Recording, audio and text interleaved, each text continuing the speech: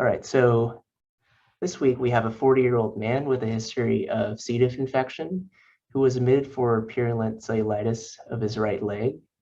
By day 2, he's clinically improved with IV vancomycin, and his wound culture sent from the ED is growing MRSA. You decide that he's ready to transition to PO antibiotics, and when discussing this plan on bedside rounds, your patient is worried about getting C. diff again. So assuming that his MRSA is susceptible to these oral agents, which of the following would be the most appropriate? Is it A, Cipro, B, Clinda, C, Bactrim, or D, Doxy? Give everyone a few moments to think about it.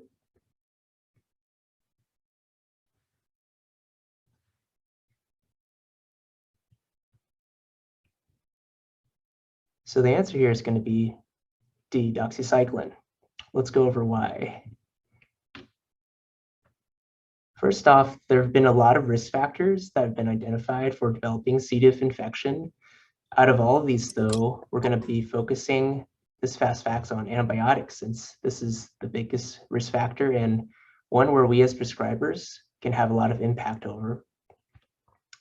So antibiotics, as we all know, increase our risk for C. diff by disrupting our normal gut flora, and this effect that they have on our gut can be seen for up to 90 days after they've been stopped.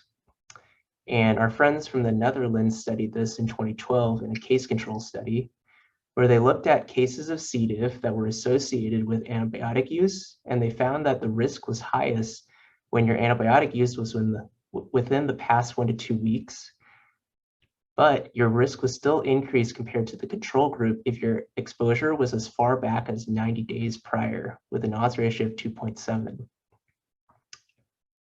Antibiotics don't all increase your risk equally, though, and the difference in C. diff risk amongst the different classes was studied in this meta-analysis from 2013. And they found that the classes with the highest odds ratios were clindamycin, fluoroquinolones, and cephalosporins. And an interesting finding was that tetracyclines didn't seem to increase your risk at all. And then some other people explored this finding even further, where they found that there's some evidence to suggest tetracyclines may even offer some protection against C. diff. And in this retrospective study, they looked at a group of patients who were receiving antibiotics for treatment of community-acquired pneumonia, and they compared those who received ceftriaxone alone to those who received combination therapy with doxycycline as well.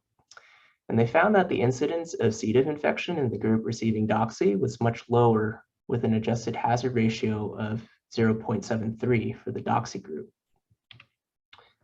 There have been some theories proposed for why tetracyclines might lead to a lower C. diff infection risk, including that, one, it has some in vitro activity against C. diff, and the fact that tetracyclines inhibit protein synthesis may lead to decreased toxin production. And then two, it seems to affect the gut microbiome for a shorter duration compared to other antibiotics. So you might not see this very long lingering effect that you may with other agents. So to summarize, antibiotics are the most important risk factor for development of C. diff infection. And this risk can be seen even up to 90 days after the antibiotic has been stopped. Each antibiotic C. diff risk differs, though, and this graph is based on that chart from the meta-analysis study I shared earlier, which shows that the highest risk agents are going to be Clinda, cephalosporins, and fluoroquinolones, whereas tetracyclines have the lowest risk and may even offer a protective effect, although there's definitely going to need to be more studies on that last part. Any questions? There's something in the chat. Okay, this is about gummy flavors.